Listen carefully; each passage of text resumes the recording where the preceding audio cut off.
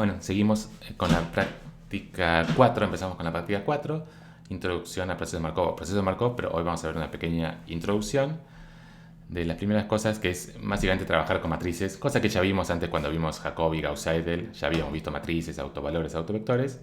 Bueno, lo repasamos un poco porque lo vamos a necesitar muchísimo en esta práctica. Cómo definir una matriz y cómo calcular los autovalores. Algunas cositas más, ¿sí? Entonces, empezamos con una de estas matrices, por ejemplo, la matriz A, y queremos ver si es una matriz de Markov, ¿sí? Matrices de Markov son matrices que representan una evolución, un proceso que va evolucionando. Tenemos poblaciones en distintas ciudades o en distintas casillas, y esas se van moviendo entre sí, y bueno, cada columna nos dice qué proporción. Por ejemplo, la primera columna nos dice las personas que están en la casilla 1, en la ciudad 1, qué proporción de esas personas se queda en la misma casilla. Este representante se queda en la misma casilla. Estos son los que se mueven a la casilla B y estos son los que se mueven a la casilla C o a la tercera casilla, ¿sí? Entonces, como es proporciones y toda la gente, digamos, en este proceso de Markov, la propiedad es que no se muere nadie, no aparece nadie, ¿sí? Simplemente se van redistribuyendo las personas. Entonces, todas las columnas tienen que sumar 1, porque las proporciones es como que el 100% va a parar a algún lado, o se queda igual o se va a alguna casilla. Entonces, todas las columnas tienen que sumar 1, y a la vez, como son proporciones, todas tienen que ser positivas o no negativas, ¿sí? Mayores o iguales que 0. Entonces, determinar si son matrices de Markov quiere decir eso: verificar que todas las casillas sean positivas y que la suma de cada columna sea 1, ¿sí? Entonces, si agarramos, por ejemplo, la primera matriz, definimos la matriz. Acuérdense que para definir matrices en NumPy es por columnas, ¿sí? Definimos un array de columnas, por filas, un array de filas, ¿sí? La primera, ponemos cada fila entre corchetes: primera fila, segunda fila, tercera fila, ¿sí? Y, o sea, para eso hay un doble corchete. Primero abrimos corchete y después adentro de ese corchete cada fila también en corchetes. Bueno, printar. Entonces, lo primero que tenemos que ver para ver si realmente es una matriz de Markov, ¿sí? Esto es 1/2, 0, 1/3, está bien, 1/2, 0, 1/3 es la matriz A. Lo primero que tenemos que ver para ver si realmente es una matriz de Markov es ver si las columnas suman 1, ¿sí? Para eso, en NumPy tenemos este comando np.sum, que nos permite calcular la suma de las columnas de la matriz. Acá fíjense que ya vemos un error, por eso les digo, acostúmbrense, digamos, cuando copian una matriz de algún lado, usen este comando sum para calcularle la suma de las columnas y verificar. Es muy común hacer algún error. Acá, ¿cuál es el error? Hay un error en la primera columna, 0505033, y bueno, acá se ve que el error, este estaba a propósito, no sé si ya se habían dado cuenta. Acá es un 0, ahora sí, podemos probar ahora. Todo suma 1, ¿está bien? Entonces, este axis igual a 0 es porque cuando calculamos la suma de las casillas de una matriz, podemos hacer suma por filas, suma por columnas o suma de todas las casillas, ¿sí? Si no ponemos nada acá, nos da 3, que es como la suma de todas las casillas, ¿sí? Entonces, acá estamos, para decirle con este comando numpy np.sum, cuando queremos sumar por columnas, es con axis igual a 0. Pero más simple tenemos directamente el comando sum, que está fuera de NumPy, ¿sí? El comando sum sin np. Es un comando directamente de Python, y este ya nos da suma por columnas, ¿sí? Cuando se lo aplicamos a una matriz de NumPy, nos da directamente suma por columnas. Así que podemos usar este, que es más fácil. Pero en algunos casos esto, digamos, viene bien, porque en algunos casos sí nos interesará más adelante tal vez calcular la suma por filas o calcular la suma de todas las casillas. Bueno, tenemos este comando de NumPy. Pero para toda la parte de Markov podemos usar directamente sum, sin usar axis igual a 0, sin usar np. Directamente sum nos da la suma por columnas. ¿Está bien? Bueno, esa es la primera parte. Determinar si es de Markov. La pusimos acá. Que todas las casillas son positivas o no negativas. Podríamos hacer un programita en Python que lo verifique, pero me parece que a ojo lo podemos ver. Y que la suma da 1, bueno, sí, lo podemos sumar en Python para evitar errores. O acá algunas que son más complicadas de sumar, más fácil hacerlo en Python, ¿sí? Y bueno, lo que nos va a interesar después es encontrar vectores de equilibrio o estados de equilibrio, ¿sí? En general vamos a diferenciar. Vectores de equilibrio se refiere simplemente a vectores que cumplan, que de un paso al siguiente se mantienen iguales, ¿sí? Si yo tengo 100 personas en la ciudad 1, 200 en la tercera, y 200 en la segunda y no sé, 300 en la tercera, es un vector de equilibrio si en el siguiente estado, después de un paso del proceso de Markov, sigue igual, 100, 200, 300, ¿sí? Entonces tiene que cumplir que A por W es igual a W. Y en general vamos a referirnos a estados de equilibrio que cumplan lo mismo, pero que además las casillas sumen 1, ¿sí? En general estados, el vector de estados o conjunto de estados va a referirse siempre a vectores con suma de coordenadas igual a 1. Igual puede ser que muchas veces me confunda y me olvide y diga estado de equilibrio para vectores que no suman 1, ¿sí? Pero bueno, es simplemente distracción. Vamos a tratar de ser consistentes, de usar siempre estados para vectores que sumen 1, ¿sí? Entonces, vector de equilibrio se refiere simplemente a cualquier vector que cumpla esta propiedad. Y esto lo que nos dice es que es un autovector de autovalor 1, ¿sí? A por W es igual a W, quiere decir que es un autovector de autovalor 1. Entonces, para encontrar estados de equilibrio o vectores de equilibrio, tengo que calcular los autovectores, autovalores, y fijarme los autovectores que correspondan a autovalor 1, ¿sí? Esto lo puse así, pero quería mostrarles primero así. Esto ya hemos visto el comando linarg para calcular autovectores y autovvalores. Nos da esto, nos da dos cosas. Una matriz que representa, o un vector en este caso, que representa los autovalores, y una matriz de autovectores, ¿sí? Pero de acá es medio complicado para ver cuáles son los autovectores porque queda todo medio desprolijo, está todo desalineado. Entonces es más fácil poner así, imprimir por separado, ¿no? Esto también ya lo habíamos visto. Imprimimos por separado, acá queda todo bien encolumnado. La primera cosa es 0, es los autovalores, y la segunda cosa de toda esta matriz son los autovectores. Y cada columna representa el autovector correspondiente al autovalor.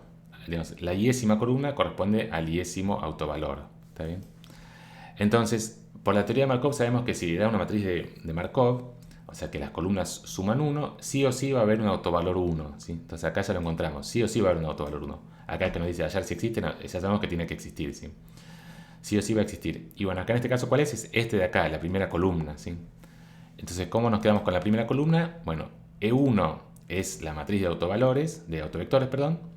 Y de E1 nos quedamos con la primera columna, que esto ya vimos. Para referirnos a una columna, 2 puntos, coma 0. Esta es la columna 0, ¿sí? Print W.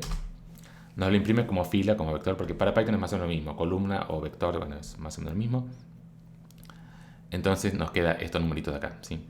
Pero vector de equilibrio, sí pedimos, no pedimos necesariamente que sume 1, pero sí pedimos que las columnas, las casillas sean todas positivas, ¿sí? Entonces, queremos transformar esto a un vector con todas las casillas positivas. Bueno, calculamos simplemente menos ese vector. W1 es menos W. ¿Está bien?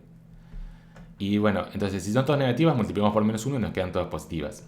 ¿Qué pasaba si teníamos alguna negativa y otra positiva? Si lo multiplicamos por menos, sigue habiendo negativas. Bueno, ¿qué pasa? Nada, simplemente no puede pasar eso, ¿sí? La teoría de Markov nos dice también que existe algún autovalor, algún autovector de autovalor 1, donde todas las casillas son mayores o iguales que 0, ¿sí? Entonces, si el único autovector es este, seguro tiene que haber un múltiplo de eso que tenga todas las casillas positivas. Entonces, lo único que puede pasar es que sean todas negativas y lo tengamos que multiplicar por menos 1, o que ya nos haya quedado todas positivas, ¿sí? No puede quedarnos alternado positivo con negativo. Bueno, y entonces verificamos, tenemos que verificar que realmente cumpla que A por W, o W1 ahora, sea igual a W1, y se cumple, ¿sí? Multiplicamos por A, acá lo puse con np-dot, podemos poner también si quieren con A directamente, A por W1. ¿Está bien? Y da lo mismo, ¿sí? Y bueno, acá lo que no cumple esto es que las casillas sumen 1. Si quisiéramos un estado de equilibrio, hallar estado de equilibrio,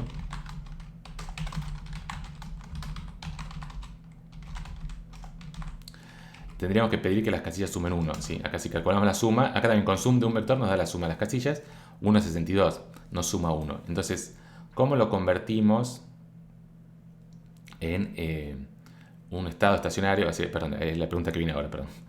¿Cómo lo convertimos en un estado estacionario, estado de equilibrio, lo mismo?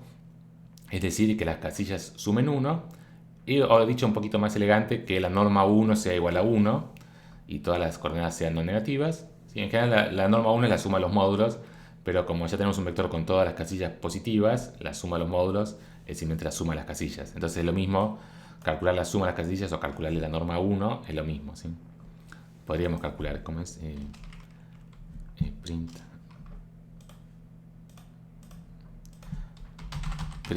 np.norm de w1,1 perdón, np. Sí, todo esto es mucho más complicado. linarg.norm1, está bien, es lo mismo. La norma 1 de numpy, bueno, nos da lo mismo que la suma de las casillas, así que pueden usar cualquiera de dos, suma o linarg norm 1. Y bueno, entonces, ¿cómo hacemos? Este es un vector que no suma 1. ¿Cómo hacemos para encontrar un vector que sume 1 y que también sea vector de equilibrio? Bueno, lo único que tenemos que hacer es dividir por la norma, ¿sí? El truco es normalizar. Para normalizar, llevar la norma 1 igual a 1, dividimos por la norma 1, ¿sí? Entonces, W1 dividido todo lo que dice acá, la norma 1 de W1, ¿sí? empecemos por quién es B, es este vector 0, 2, 0, 5, 0, 3, y bueno, acá ya se puede ver, quedó en este caso mucho más simple, no tendría por qué pasar, en general los autovectores pueden quedar con coordenadas no racionales, pero vemos que nos queda un vector que suma 1, bueno, lo podemos hacer fácil haciendo la cuenta, y lo que vemos también es que, acá lo podemos hacer así, o con A por B, sigue siendo un estado de equilibrio, ¿sí? Sigue siendo un vector de equilibrio. Multiplicamos A por B y nos vuelve a dar el mismo vector, ¿está bien? Entonces, bien, esto para ver estados estacionarios. La clase que viene nos vamos a concentrar en estados límites, ¿sí?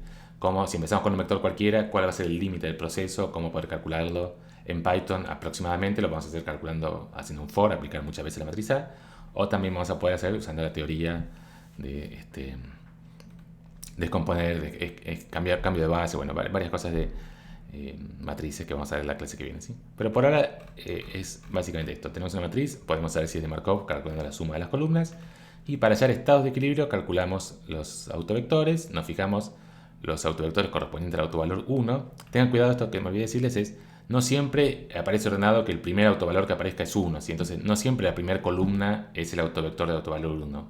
Ahí tienen que tener cuidado, si quieren hacer un programita, tengan cuidado que no es que siempre la primera columna es la correspondiente al autovalor 1. Podría haber aparecido en cualquier lado acá, ¿sí? Entonces hay que buscar a dónde apareció el autovalor 1 y tomar esa columna, ¿está bien?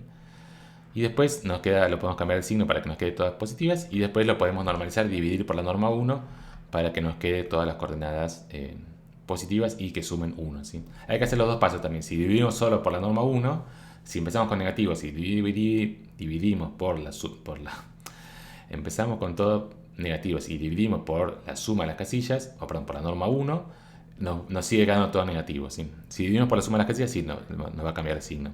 Pero bueno, es mejor hacerlo en dos pasos. Primero lo convertimos a vector de equilibrio con casillas positivas y después dividimos por la norma 1. ¿Está bien? Listo. Bueno, con eso terminamos la clase de hoy y bueno, seguimos la clase que viene con un poco más de Markov. Hasta luego.